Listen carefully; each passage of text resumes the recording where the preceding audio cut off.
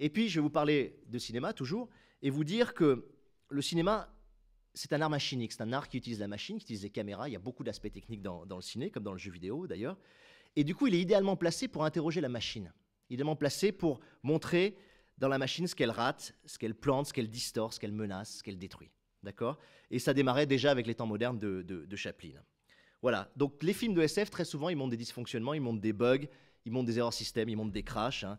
Par exemple, la machine qui enregistre la mémoire dans Eternal Sunshine of the Spotless Mind, si vous l'avez vu, Crash de Cronenberg, ou Brasil, où il y a un tout petit cafard qui tombe au départ dans la machine à écrire et ça bug tout. Également, ce que monte énormément le cinéma, c'est l'inversion du pouvoir. On est censé avoir pouvoir sur la machine et c'est l'inverse, c'est la machine qui prend pouvoir sur nous.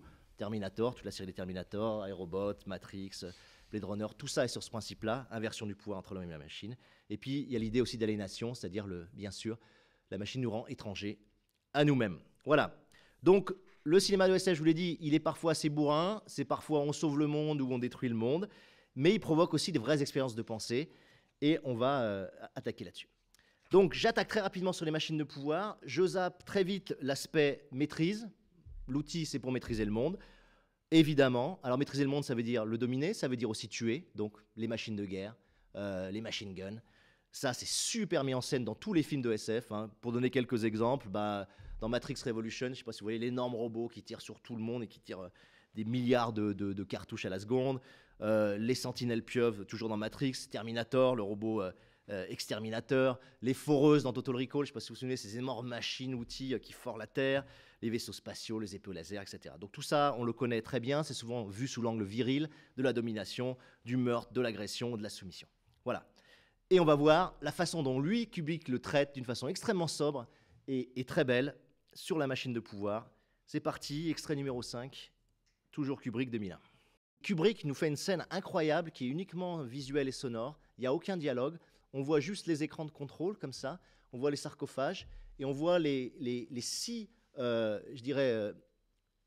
indicateurs vitaux qui progressivement partent du sinusoïde à la flatline comme ça.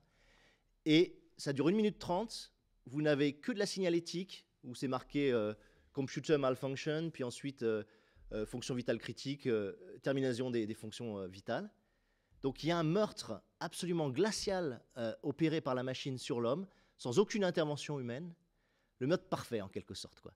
Et dans un monde complètement glacé et machinique. Donc c'est le stade ultime où la machine s'est retournée contre l'homme et où elle a le pouvoir non seulement de conserver la vie de l'homme, puisque dans les sarcophages, elle maintient l'homme en hibernation, mais aussi de décider à n'importe quel moment d'arrêter cette vie et de tuer.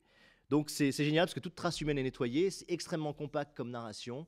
C'est à la fois un twist et un cliff en termes scénaristiques, parce que putain, tout d'un coup vous dites ça y est, il est capable de tuer tout le monde, et en même temps c'est vraiment une acmé dans le récit.